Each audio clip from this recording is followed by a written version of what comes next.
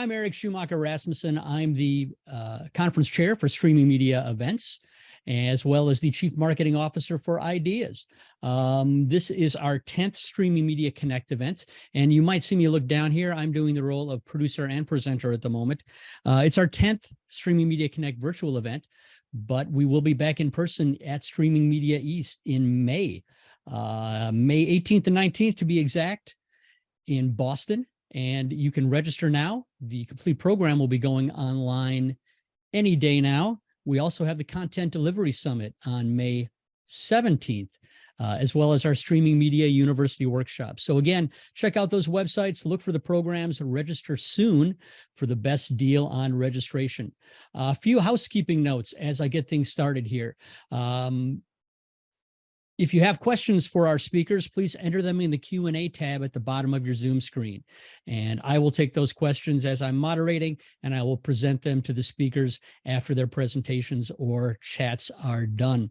Also, we do have subtitles turned on. If you want to turn them off, you can go to live transcript at the bottom of your screen, or it may say subtitles at the bottom of your screen, and turn those off by clicking on disable transcript. And finally, all of our Streaming Media Connect sessions, including this one, will be available starting next week at our YouTube channel. And I'm popping that link in the chat now as well. You can also always go to streamingmedia.com, click on videos, and then click on conference videos to get access to all of our previous conferences content.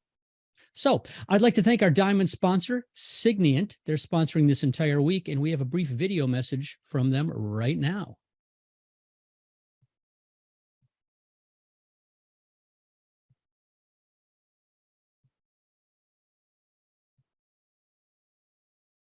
Wherever content needs to flow, the Signient platform can move any size file over any IP network at speeds that can be up to 100 times faster than traditional transfer methods. More than 50,000 businesses use the Signient platform to send and share files, automate movement of data between systems, exchange content with global partners, and move content to and from the cloud.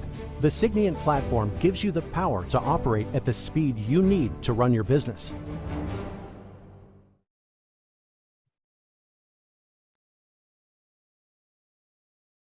And I would also like to thank the sponsors of this session. These Tech Talks give our sponsors a chance to talk to the audience one-on-one, more or less, or talk with me in a fireside chat and dig deep into some of the biggest challenges facing our industry, as well as talk a little bit about what it is their companies do. And these two companies that you'll be hearing from in the next hour really give a sense of the breadth of streaming media's coverage. We'll be hearing from Brian Geier, who's Director of Business Intelligence at subscription management platform Recurly, so talking about OTT subscriptions. And we'll also be hearing from Marcelo and Richard from the live streaming platform Stream Voodoo, talking about the live streaming experience. So it's a real mix here, but one of the things that I've learned about our streaming media audience is they're interested in all of it. So without further ado, I'd like to hand things over to Brian Geier from Recurly. Brian, welcome. How are you? Hi, thanks, Eric. Appreciate the handoff, and I'm excited to talk to you all. You got it. Take it away, and you can share your screen as you want. All right, will do. All right, so hi, everyone. I'm Brian Geier. I'm the Director of Business Intelligence at Recurly. As Eric mentioned, let me go to the next slide. Recurly is a subscription and billing management platform. A pretty large platform with over 2,000 merchants and $10 billion in annual payment volume. I'm here to talk to you today about what we call at Recurly Research. Recurly Research is a series of publications that we did throughout 2022. At the beginning of this year, however, we published a piece of research called State of Subscriptions. In the State of Subscriptions report, it's really kind of a combination of all the different Recurly research, highlighting major trends across 2022. I'll talk through that today with you, but all of the Recurly researches that we do are on our website, and I'll kind of point you to a couple things that I think you all might find interesting. The big thing, though, for this Recurly research is that we're looking across different industries and a lot of different companies to come up with these trends. I was previously the head of analytics at Sling, and would have loved to have had my hands on some of this data had I known it existed. It actually did on Recurly's website at the time, but I think it'll be a big benefit for some of the folks who are interested. So contained in this report, there's 3 different sections. First is subscriber growth. The second is payments, and the last is churn. I'm only going to touch on a few quick highlights today. Happy to answer any questions that people might have, but at the end of this, there'll be a QR code for you all to go download the report yourself and dig into some of the details. So first, for subscriber growth, we talk, there's quite a few different components of subscriber growth in the report, but I'm just going to touch on a couple of the different acquisition trends that we see our merchants on Recurly using. First is the section on free trials. A few interesting facts around free trials is first, the average free trial length is 30 days. The median is quite a bit shorter than that, but some companies tend to do really long trials, but most companies tend to do shorter. The shorter the trial, however, equals higher conversion rates. We see that across industries and across companies as well too. About a third of companies will offer free trials, and of those that offer free trials, the conversion rate tends to be close to around 40%. And then there's really 2 types of trials that can be offered. One requires payment information to be entered up front. Of course, typically these trials are free, so nothing's being billed up front. But then the second would be around on 10% of trials where there's no payment information collected. The conversion rate, if the conversion rate if payment is collected up front, tends to be like 3 to 4 times higher. When I say conversion rate, I mean the conversion rate from trial to paid. But you tend to see higher conversion rates from website visit to trial sign up if no payment information is collected. Like I said, there's quite a few other data points in the report, but one key thing that's important to keep in mind is that A/B testing is key with any acquisition offer. You know, the specific economics of a business are important. That's the most important factor, but then individual companies will have different customer behavior, different website conversion rates that will all impact what's the best acquisition offer, but nonetheless, some interesting data points. For companies that don't offer free trials, typically what they're going to do is some sort of coupon or upfront discount. If there's a percentage discount, 20% tends to be the most popular, or $10 off. But another thing that we call out is that gifting subscriptions is on the rise. Recurly's platform makes it really easy to do these types of things. So if a merchant wants to enable gift subscriptions, makes it really quick and easy for them to do. Not a lot of merchants are using it, but it's growing really quickly, and it's an interesting way to acquire customers because it's the only truly free way to acquire a new customer. Because someone else is paying for a friend subscription, and you acquire a free customer, and those customers that do get acquired tend to be pretty good as well too. Next section is on payments.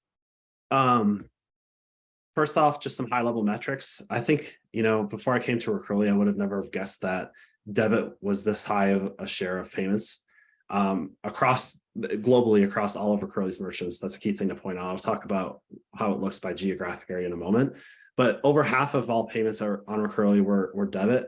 A little bit over a quarter are credit. PayPal is pretty big as well too, at around 19%, and then other payment methods are about 2%.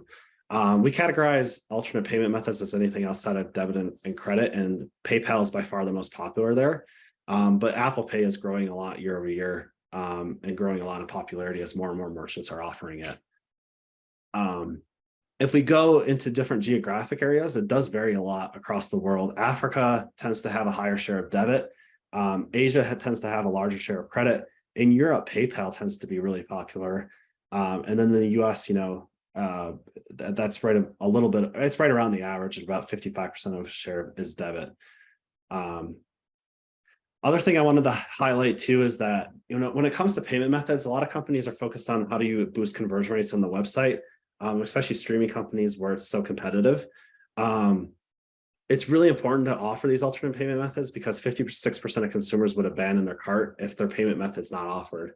I saw this firsthand when I was at Sling, but it's also evident in the data too that we see at Recurly. When merchants offer multiple payment methods, they tend to get an immediate and noticeable boost in conversion rates. It depends on the payment method that they're offering, but it's a really low hanging fruit to boost conversion rates for a lot of different merchants because let's face it, people are lazy and they want it to be easy, and having their preferred payment method allows them to make it really easy. So that's a couple key highlights from the payment section. The next section is churn, which is my favorite. I'm not going to go into a ton of details here, but just call out a couple key highlights. First is that the overall churn rate across all merchants in 2022 was 6.7%. That breaks out into 4.6% voluntary and 2.2% involuntary. What involuntary means is that a customer is turned off by the merchant due to lack of payment.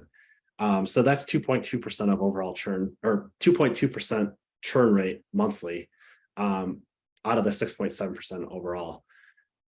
However, the one thing to keep in mind there is that while the involuntary churn rate is 2.2%, it would be a lot higher had at-risk subscribers not been saved. So the stat here is 74% of at-risk subscribers were saved from involuntary churn.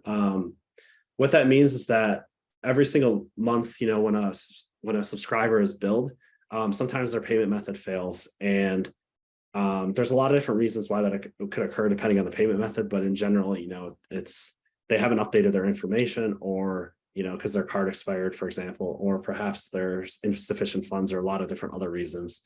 However, of all those initial attempts to bill someone monthly, 74% of those subscribers are eventually saved. So that involuntary churn rate would be a lot higher. A lot of companies are really focused on voluntary churn, which of course makes a lot of sense, but involuntary churn is another area that through the right practices, and Recurly makes it relatively easy to do that, through the right practices, it can be reduced quite a bit because their payment, it's really complex behind the scenes what goes on every single month to bill a subscriber and collect those payments. So thought that was interesting. And then the other thing to call out here is that when those at-risk subscribers are saved, they're not just being saved for like a month. On average, they're being saved for close to a year. So they tend to stick around. I wanted to mention too, the Recurly research report has a lot of other details around churn rates. For example, we show the average churn rate for different industries, including digital media and entertainment, i.e. streaming. But if you go to Recurly's website, in our churn Recurly research, you can actually get benchmark data within there too, to see like what the top quartile and bottom quartile is by industry. Really interesting information. If you're interested, check it out.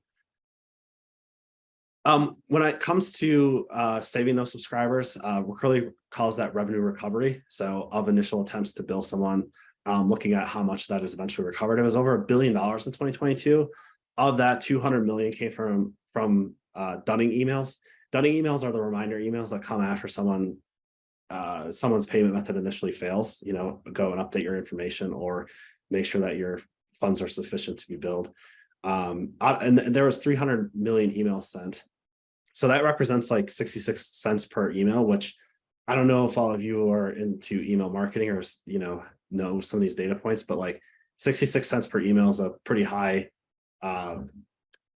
rate of value per email. A lot of times it tends to be a lot lower, especially on acquisition emails. So a lot of value for merchants there. The other thing to call here is 200 million out of the 1 billion is coming from those dunning emails, but there's several other methodologies that Recurly is using to get to that $1 billion, intelligently retrying payment at periodic points in time after the initial payment fails up for a defined period of time that the merchants set. So more details are in the report, but revenue recovery is a really big piece of what Recurly does and helps measure for our merchants. Those are just a few really quick highlights that I wanted to call out. Happy to answer Q&A around like acquisition trends, payment trends, or churn trends. But if you want to get more information, the QR code is up on the screen here. So if you take a photo or put your phone up there, you should be able to get it. But otherwise, if you just Google state of subscriptions Recurly, you should be able to find it as well too. So with that, I'm happy to take any questions that anyone might have. Yeah, Brian, why don't you leave that up on the screen for just a minute so that people can grab that QR code if they haven't already. As Brian said, if you have questions, please put them in the Q&A tab at the bottom. I've got a question regarding the free trial conversion. Do you have any data indicating, and I think there's some conclusions that can be drawn from that involuntary churn save rate and people sticking around so long after you remind them, hey, we're going to cancel your subscription if you don't update your credit card or you don't update your pay or add funds to your account. But do you have any data about not just conversion after a free trial, but usage after a free trial? Are people just signing up for the free trial? And I think we've all done this to some degree. You sign up for a free trial of something, and it's not until 6 months later that you realize, oh, I haven't used, name your service here. I won't name any names, but for 6 months, right? Does Recurly provide any of those sorts of insights? We don't really have a lot of usage data, right? Because like that would be for the individual merchants. Sure. So for example, Sling like to measure their own streaming, but it's obviously though a really close proxy between usage and churn rates, right? Mhm. So almost at any company, engagement is a close correlating factor to churn. So I previously worked at Naked Wines. The more wine you drink, the lower your churn rate. At Sling, the more you watch, the less likely you are to churn, i.e. engagement. So we don't have a lot of direct data on it, but I will say this, like the churn rate trends that you see tend to be pretty closely correlated. And that's kind of what you see during the trial period itself is, I mentioned a 38% conversion rate. The reason why the 60% churn it comes from a lot of different reasons. Maybe they just wanted to just sample your product and get a one-time kind of thing. But a lot of times it comes from lack of usage. And that's always what companies are trying to do is increase engagement, especially during the trial period, in order to boost that trial to paid conversion rates. Every month after trial, though, churn rates tend to decline steadily. As a cohort of subscribers ages, churn rates tend to go down, and that's also due to the same factor, i.e., engagement. The longer you're on a platform, you tend to have a higher cohort of people who tend to be more and more engaged, and the people who tend to churn out tend to be the least engaged. So as time goes on, you naturally kind of get that phenomenon of more engaged customers on your platform. Sure. So it's a matter of pairing your own internal engagement data with this external data from Recurly. Yep, exactly. And then drilling into the individual segments too. Recurly provides all this data to merchants as well too. So like a really key factor there is like looking at who are your engaged customers and what are their churn rates and what are the characteristics of people who are churning versus people who aren't. Correlation is not always causation, but a lot of times you can figure out, you can dig into the details and try to figure out ways in which you might increase engagement. And A/B testing, just like when it comes to determining what the right offer is, A/B testing is a really important factor when it comes to trying to figure out how to increase engagement and i.e. lower churn. So okay. We've got a question from the audience. Rand Share is asking about price points. And the question is, what is the price point that generates maximum sign-on by viewers? 99 cents, $1.99, etc. Does Recurly have any of that kind of data that can give your clients insights into where they should be setting their subscription prices? So one thing that we tested and tried to do during the state of subscriptions was to look at price increases and what impact price increases had on activation trends. It's really hard to say what the specific price point would be, holistically, because I think it really depends on the specific merchant. But we were trying to tease out what the impact of just general price increases are. Are these customers price sensitive? Yes or no? And there's so many different reasons why prices change, and sometimes they change because costs are going up, but sometimes they change because the product itself is changing. So it's hard to really say what the right price point is, and it's hard to say what happens if you increase prices. I will say this though, that like it really comes down to A/B testing. A/B testing pricing is a really tough thing, but you can get creative by doing maybe geographic based A/B testing with pricing. So like some geographic areas get one price and other geographic areas get another. And then a really key component of that though is not just measuring the initial sign up rates or conversion rates on your website from visit to paid, but then also looking at the behavior afterward, because a lot of times lifetime values are going to change as well too, because churn patterns change. As you raise prices, you'll tend to get a customer who's more engaged, and that cohort of customers will tend to have a higher lifetime value. So it's not just a game of like optimizing conversion rates, it's also a game of optimizing lifetime values too. As you reduce prices, as you increase conversion rates, you'll tend to get a less engaged customer and lower lifetime value and higher churn. So hopefully that helps, but it's hard to answer that definitively. Sure. I have another question. A couple of things have happened in the last year and a half that I would assume have impacted subscriptions. One of them is universal, just inflation. The cost of everything has gone up. People are taking a closer look at their statements, their pocketbooks, trying to shave a little here and shave a little there. In addition to that, we've seen within the online video industry, we've seen this explosion of free ad-supported television services, right? Where there are now more free alternatives, ad-supported alternatives for streaming than there were in the past. Do you have any insights as to whether either or both of those have had an impact in driving overall subscriptions in digital media down? Yeah, so I wouldn't say it's driven overall subscriptions down. That's the trend is definitely up there, but it has made it a lot more difficult to acquire customers. Okay. We look at what we call acquisition rate, which is similar to a churn rate, except it's looking at the acquisition side of the equation. As a percentage of your subscribers, what percentage are you acquiring each month? In 2022 was a challenging year for digital media and entertainment companies. But it wasn't just limited to them, although it was particularly tough for those companies. As there's more competition, it becomes harder and harder to acquire. But that was kind of the story of 2022 across different industries. So it's not unique to streaming, although it was definitely a little bit more pronounced there. But I will say this, though, interestingly, you don't see a lot higher churn rates. Churn rates were pretty stable year over year. And I think it speaks to the power of subscriptions and the power of these platforms. Like, they're driving engaging content. So it's not like increased competition is causing people to leave quicker, but it's making it a lot tougher to acquire those new customers. So, okay. Great insights. And thank you so much. And again, if you haven't scanned the QR code on your screen, now is your last chance to do that. Otherwise, if you just go to recurly.com, I imagine they can find it that way as well, right? Yep, exactly. Well, thank you. All right.